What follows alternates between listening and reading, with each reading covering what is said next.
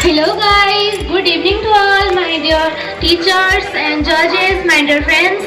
Myself Devasmita Bisar. I am from Chandbali, Bhadrak. My school name is Chandbali Girls High School, Chandbali.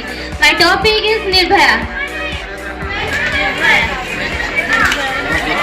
देखंतु देखंतु ये सबको जानिछंती सब कहार ए सब निर्भयार निर्भया के जानिछंती मु से हाथ भागी निर्भया से दिन बहुत खुशी थिली मो संग सब घर को फेरुतिली किंतु फाटरी किछि डर राक्षस माने हमको घेरी गले मो संग को मो सामने पिट पिट मारी देले